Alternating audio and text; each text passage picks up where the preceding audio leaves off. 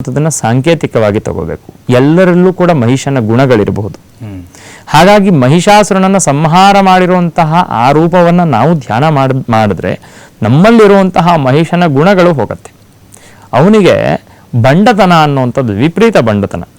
ಎಮ್ಮೆಯನ್ನ ನಾವು ಹೋಲಿಕೆ ಮಾಡೋದು ಯಾವುದಕ್ಕೆ, ಅದು ಒಳ್ಳೆ ಪ್ರಾಣಿನೇ ಇಲ್ಲ ಅಂತಲ್ಲ, ಆದರೆ ಅದಕ್ಕೆ ಒಂದು ರೀತಿ ಬಂಡತನ ಇರುತ್ತೆ. ಯಾರು ಗಾಡಿನಲ್ಲಿ ಹೋಗ್ಬೇಕಾದ್ರೆ ಎಮ್ಮೆ ಅಡ್ಡ ಹೋಗ್ತಿತ್ತು ಅಂತಂದ್ರೆ ಗಾಡಿಯ ಹರ ನೋಡಿದ್ರು ಕೂಡ ಅದ್ರ ಪಾಡಿಗೆ ಅದು ಹೋಗುವಂತ, ಹಾಗಾಗಿ ಅದ್ರ ಪಾಡಿಗಿರುತ್ತೆ.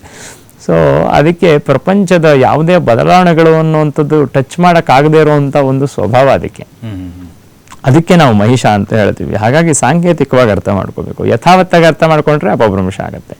ಹಾಗೆ ಮಹಿಷಾಸುರನನ್ನ ಸಂಹಾರ ಮಾಡಲಿಕ್ಕೋಸ್ಕರ ಎಲ್ಲ ದೇವತೆಗಳು ಕೂಡ ಪ್ರಾರ್ಥನೆಯನ್ನು ಮಾಡಿದಾಗ ದೇವತೆಗಳ ದೇಹದಿಂದ ಒಂದು ಚೈತನ್ಯ ಹೊರಗಡೆ ಅನ್ನುವಂಥ, ಎಲ್ಲ ದೇವತೆಗಳ ಒಂದು ದೇಹದಿಂದ ಚೈತನ್ಯ ಹೊರಗಡೆ ಬಂದು ಆ ಚೈತನ್ಯವೇ ಜ್ವಲಂತಮೇವ ಪರ್ವತಂ, ಬೆಳಗುವಂತಹ ಒಂದು ಪರ್ವತದಂತೆ ಆಗಿ ಅಲ್ಲಿಂದ 8 ವರ್ಷದ ಬಾಲೆಯ ರೂಪದಲ್ಲಿ ಲಕ್ಷ್ಮಿ ಹೊರಗಡೆ ಬರ್ತಾಳೆ.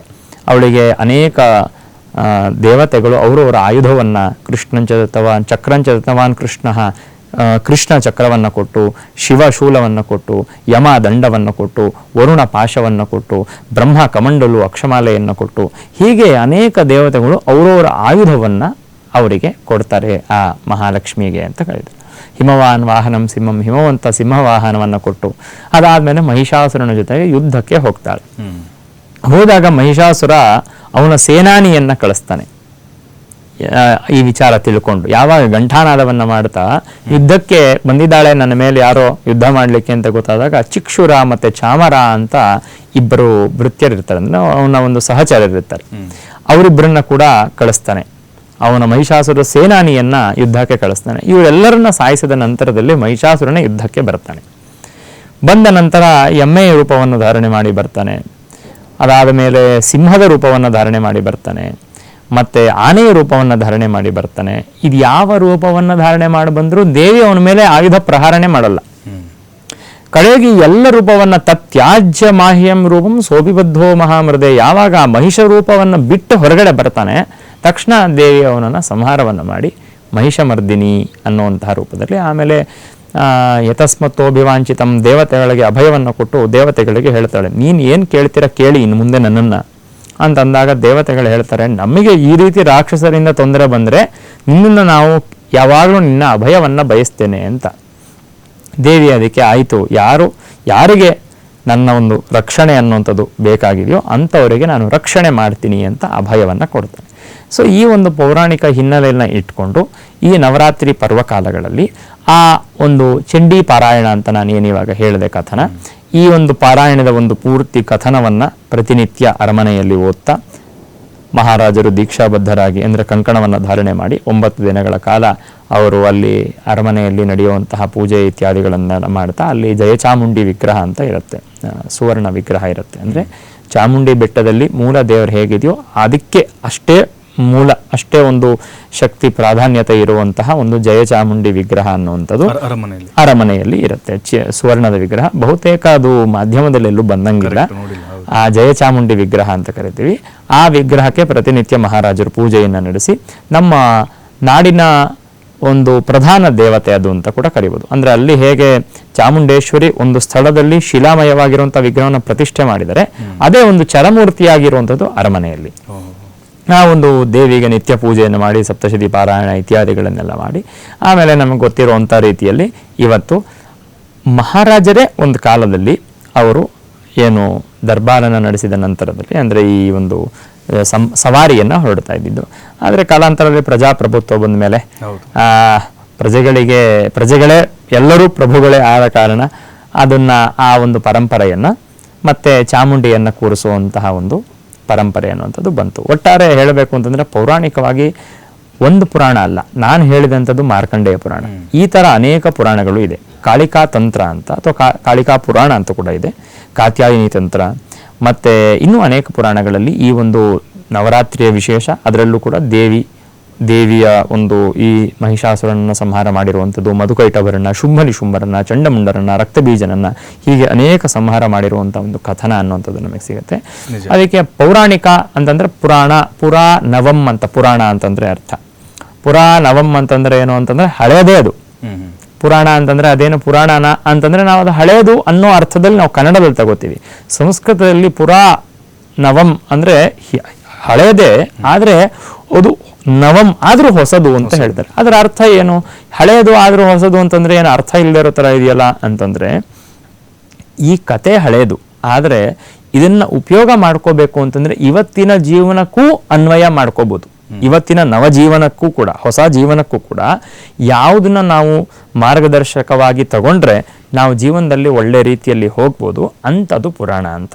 ಹಾಗಾಗಿ ಅಂತಹ ಪುರಾಣದಲ್ಲಿ ಮಾರ್ಕಂಡೇಯ ಪುರಾಣ ಅಂತರ್ಗತವಾಗಿರುವಂತಹ ದೇವಿಯ ಒಂದು ಚರಿತ್ರೆ ಏನಿದೆ, ಆ ಚರಿತ್ರೆಗೆ ಅನುಸಾರವಾಗಿ ಆರಾಧನೆಯನ್ನು, ಮಹಿಷಾಸುರ ಮರ್ದಿನಿಯನ್ನು ಆರಾಧನೆಯನ್ನು ಮಾಡ್ತೀವಿ. ಅದರಲ್ಲೂ ವಿಶೇಷವಾಗಿ ನಮ್ಮ ಈ ಕರ್ನಾಟಕದಲ್ಲಿ ಇರುವಂತಹ ಬೆಟ್ಟ ಏನಿದೆ ಅಂದರೆ ಚಾಮುಂಡಿ ಬೆಟ್ಟ, ಅಲ್ಲಿ ಸ್ವತಃ ಮಾರ್ಕಂಡೇಯ ಋಷಿಗಳೇ ಪ್ರತಿಷ್ಠೆ ಮಾಡಿರುವಂತಹ ದೇವಿ.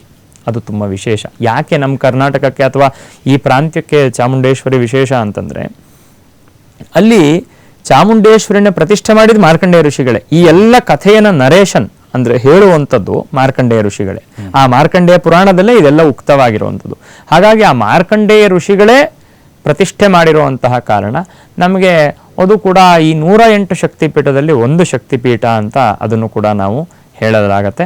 ಅದರ ಜೊತೆಗೆ ಮೈಸೂರು ಅರಸರು ವಿಶೇಷವಾಗಿ ಅವರ ಕುಲದೇವತೆಯಾಗಿ ಚಾಮುಂಡೇಶ್ವರಿಯನ್ನ ಮತ್ತು ಕೃಷ್ಣನನ್ನ ಆರಾಧನೆ ಮಾಡ್ಕೊಂಡು ಬಂದಿದ್ದರಿಂದ ಅವ್ರಿಗೂ ಪ್ರಧಾನ ದೇವತೆ ಆಗಿರೋ ಕಾರಣದಿಂದ ಅವ್ರಿಗೂ ದೇವಿ ದೇವತೆ ಆಗಿತ್ತು.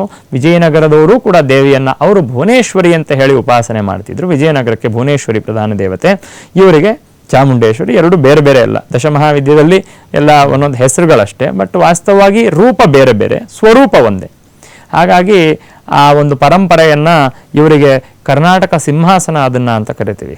ಅಂದ್ರೆ ಪುರಾಣಗಳು ಹೇಳೋ ರೀತಿಯಲ್ಲಿ ಅದು ವಿಕ್ರಮಾದಿತ್ಯ ಇತ್ಕೊಂಡಂತ ಸಿಂಹಾಸನ ಹೀಗಿದ್ದೆಲ್ಲ ಒಂದಷ್ಟು ಪೌರಾಣಿಕವಾಗಿ ಹೇಳ್ತಾರೆ. ಅದರ ಬಗ್ಗೆ ಇದಮಿತ್ತಂ ಅಂತ ಈ ಆರ್ಕಿಯಾಲಜಿಕಲ್ ವಿಚಾರದಲ್ಲಿ ಇರುವಂತಹ ಮಾಹಿತಿ ಇಲ್ದಿದ್ರು ಕೂಡ ವಿಜಯನಗರ ಕಾಲದಿಂದ ಇರುವಂತಹ ಸಿಂಹಾಸನ ಅನ್ನೋದಂತೂ ಖಚಿತವಾಗಿ ಗೊತ್ತಿರುವಂತಹ ವಿಚಾರ. ಹಾಗಾಗಿ ವಿಜಯನಗರ ಕಾಲದಿಂದ ಇದ್ದಂತಹ ಸಿಂಹಾಸನಕ್ಕೆ ಕರ್ನಾಟಕ ಸಿಂಹಾಸನ ಅಂತ ಅದಕ್ಕೆ ಹೆಸರು. ಈ ಕರ್ನಾಟಕ ಸಿಂಹಾಸನವನ್ನ ವಿಜಯನಗರದವರು ಫಸ್ಟು ಅದರ ಮೇಲೆ ಕೂತ್ಕೊಂಡು ಆಳ್ತಿದ್ರು. ಆ ಒಂದು ಪರಂಪರೆ ಯಾವಾಗ ಮೈಸೂರಿಗೆ ಬರುತ್ತೆ, ಅಲ್ಲಿಂದ ಈಚೆಗೆ ಅವರ ಪರಂಪರೆಯನ್ನು, ಅವರ ಸಿಂಹಾಸನವನ್ನು, ಅವ್ರಿಗಿದ್ದಂಥ ಆ ಲೆಗೆಸಿಯನ್ನು ಎಲ್ಲವನ್ನ ಮುಂದುವರಿಸ್ಕೊಬರುವಂಥ ಒಂದು ಪ್ರಯತ್ನವನ್ನು ಮಾಡ್ತಾರೆ. ಆ ಒಂದು ತುಂಬ ಅದನ್ನು ವೈಭವೀಕರಣವನ್ನು ಮಾಡಿ ತುಂಬ ಚೆನ್ನಾಗಿ ರಾಜ ಒಡೆಯರು ಅವರಿರಬೇಕಾದ್ರೆ, ರಣಧೀರ ಕಂಠೀರವ ನರಸರಾಜ ಒಡೆಯರು ಅವರೆಲ್ಲ ಇರಬೇಕಾದ್ರೂ ಕೂಡ ಚೆನ್ನಾಗಿ ನಮ್ಮ ಈ ಒಂದು ದಸರಾ ಉತ್ಸವವನ್ನು ಆಚರಣೆ ಮಾಡಿರುವಂತಹ ಒಂದು ಹಿನ್ನೆಲೆ ಸಿಗತ್ತೆ. 63-60ನೇ ಇಸ್ವಿ ಆ ಸಮಯದಲ್ಲಿ ಕೂಡ ಸ್ವಲ್ಪ ದಿವಸಗಳ ಕಾಲ ಮೈಸೂರು ದಸರಾನೇ ಮಾಡದಿರುವಂಥ ಒಂದು ಪರಿಸ್ಥಿತಿಗಳು ಕೂಡ ನಮ್ಮ ಕರ್ನಾಟಕ ನೋಡಿತ್ತು. ನಂತರದಲ್ಲಿ ಜನಗಳು ಕೂಡ ಅದನ್ನು ಮಾಡಬೇಕು ಅನ್ನುವಂತಹ, ಮತ್ತು ಅದಕ್ಕೆ ತುಂಬ ಯೋಗದಾನ ಮಾಡಿದಂತಹ ಮೈಸೂರು ಅರಸರು ಕೂಡ ಪ್ರಯತ್ನವನ್ನು ಮಾಡಿದ ಮೇಲೆ ಇವತ್ತು ಚೆನ್ನಾಗಿ ನಡೀತಾ ಇದೆ. ಆ ದೇವಿಯನ್ನು ಉಪಾಸನೆ ವಿಶೇಷವಾಗಿ ನೋಡಿ, ನಾವು ಮನುಷ್ಯನ ಜೀವನ ಅನ್ನುವಂಥದ್ದು ಕೇವಲ ಇವತ್ತಿನ ಈ ಒಂದು ಸಿಟಿಯ ಒಂದು ಪರಿಸ್ಥಿತಿ ಹೇಗಿದೆ ಅಂತಂದ್ರೆ, ತುಂಬಾ ಜನಕ್ಕೆ ಆರ್ಥಿಕವಾಗಿ ದೃಢವಾಗಿದ್ದಾರೆ, ಅಂದ್ರೆ ಆರ್ಥಿಕವಾಗಿ ಚೆನ್ನಾಗಿದ್ದಾರೆ. ಈಗ 50 ವರ್ಷಕ್ಕೆ ಹೋಲಿಕೆ ಮಾಡಿ ನೋಡಿದಾಗ ನಮ್ಮ ದೇಶ ಎಷ್ಟು ಬಡತನದಲ್ಲಿತ್ತು, ಇವತ್ತು ಅಷ್ಟು ಬಡತನದಲ್ಲಿ ಇಡೀ ದೇಶವೇ ಇಲ್ಲ ಒಟ್ಟಾರೆ ಸಮಷ್ಟಿಯಲ್ಲಿ ಹೇಳಬೇಕು ಅಂದ್ರೆ. ಆದರೆ ನಿಜವಾಗ್ಲೂ ಬಡತನ ಆಗ್ತಿರೋದು ಯಾವುದರಲ್ಲಿ ಅಂತಂದ್ರೆ, ಸುಖ ಶಾಂತಿ ನೆಮ್ಮದಿಯಲ್ಲಿ ಬಡತನ ಇತ್ತು. ಅಂದ್ರೆ ಇವತ್ತು ಎಷ್ಟೋ ಜನ ಅವರು ಶಾಂತಿಗೋಸ್ಕರ, ಸುಖಕ್ಕೋಸ್ಕರ, ಅಥವಾ ಯಾವುದೋ ಒಂದು ಟೆಂಪ್ರವರಿಯಾಗಿ ಸಿಗುವಂಥ ಒಂದು ಆನಂದಕ್ಕೋಸ್ಕರ ದುಡ್ಡನ್ನ ಖರ್ಚು ಮಾಡೋದಕ್ಕೆ ರೆಡಿ ಆಗಿದ್ದಾರೆ. ಯಾವುದೋ ಇವತ್ತು ಹೊರಗಡೆ ಹೋಗೋದು, ಅಥವಾ ಯಾವುದೋ ವೆಕೇಶನಿಗೆ ಹೋಗಬೇಕು, ಎಲ್ಲೋ ಬೀಚನ್ನ ನೋಡ್ಬೇಕು, ಇದಕ್ಕೆಲ್ಲ ದುಡ್ಡು ಖರ್ಚು ಮಾಡಿ ಮಾಡುವಂಥ ಪರಿಸ್ಥಿತಿಗೆ ಬಂದಿದೆ. ಅಂದರೆ ಇದನ್ನು ನಾನು ಯಾಕೆ ಹೇಳಿದೆ ಈ ಒಂದು ಅಂತಂದರೆ, ನಮ್ಮ ಜೀವನ ಅನ್ನುವಂಥದ್ದು ಆಧ್ಯಾತ್ಮಿಕವಾಗಿ ತೊಡಗಿಸ್ಕೊಂಡ್ರೆ ಮಾತ್ರ ನಮಗೆ ಲೌಕಿಕವಾಗಿ ಏನೇ ಸಮಸ್ಯೆ ಇದ್ರೂ ಆಂತರಿಕವಾಗಿ ಶಾಂತಿಯನ್ನು ಕಾಪಾಡಿಕೊಳ್ಳಿಕ್ಕೆ ಸಾಧ್ಯ ಇದೆ. ಅದಿಲ್ಲ ಅಂತಂದರೆ, ಆಧ್ಯಾತ್ಮಿಕವಾಗಿರುವಂತಹ ಒಂದು ನಡೆ ಇಲ್ಲ ಅಂತಂದರೆ, ಇನ್ನು ನಮ್ಮ ಜೀವನದಲ್ಲಿ ಏನೇ ಇದ್ರೂ ನಮಗೆ ಒಂದು ರೀತಿ ದುಃಖ ಅನ್ನುವಂಥದ್ದು ಕಟ್ಟಿಟ್ಟಿದ್ದೆ.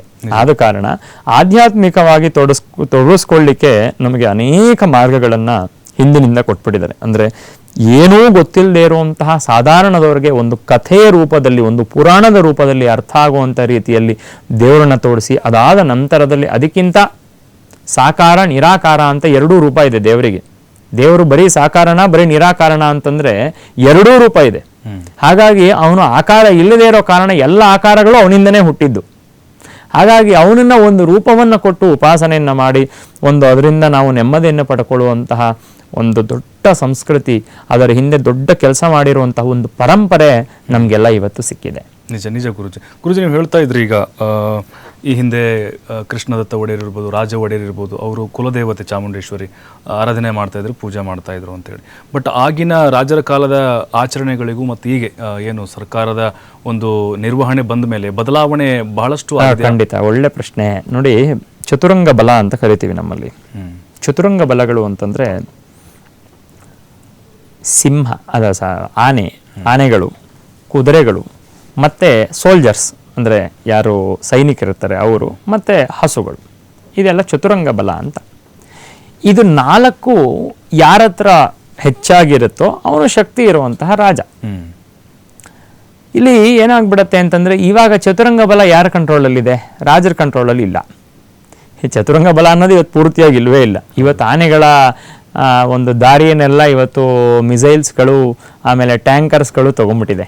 ಸೊ ಆನೆಗಳನ್ನು ಯುದ್ಧಕ್ಕೆ ಉಪಯೋಗ ಮಾಡಲ್ಲ, ಕುದುರೆಗಳನ್ನು ಮಾಡಲ್ಲ. ಸೊ ಅವಾಗಿನ ಒಂದು ಲೆಕ್ಕಾಚಾರದಲ್ಲಿ ನಮಗೆ ರಾಜ ಕತ್ತಿಯನ್ನು ಹಿಡ್ಕೊಂಡು ಬರ್ತಾ ಇದ್ರು ಅಂತ, ಪಟ್ಟದ ಕತ್ತಿಗೆ ಪೂಜೆ ಮಾಡೋರು, ಪಟ್ಟದ ಕತ್ತಿ ಹಿಡ್ಕೊಂಡು ಕೂತ್ಕೊಳ್ಳೋರು. ಮೇಷ್ಟ್ರು ಕೈನಲ್ಲಿ ಕೋಲ್ ಹಿಡ್ಕೊಂಡು ಬಂದರು ಅಂತಂದರೆ ಮಕ್ಕಳೆಲ್ಲ ಸೈಲೆಂಟ್ ಆಗಿಬಿಡ್ತಾರೆ ಅಂತ. ಈಗ ಯಾರು ಮೇಷ್ಟ್ರು ಕೋಲ್ ಇಟ್ಕೊಂಡು ಬರೋಂಗೆ ಇಲ್ಲ ಬಿಡಿ. ಆದರೆ ವಾಸ್ತವವಾಗಿ ಈಗ ಒಂದು 10, 15, 20 ವರ್ಷದ ಮುಂಚೆನೂ ಮೇಷ್ಟ್ರು ಕೋಲ್ ಇಟ್ಕೊಂಡು ಬಂದರು ಅಂತಂದರೆ ಮಕ್ಕಳು ಸುಮ್ಮನಾಗೋರು. ಕೋಲಲ್ಲಿ ಹೊಡಿಬೇಕು ಅಂತ ಏನಿಲ್ಲ, ಆ ಕೋಲನ್ನು ನೋಡಿದ್ರೆ ಭಯ ಆಗೋರು. ಅಂದರೆ ಈ ಭಯ ಆಗೋದು.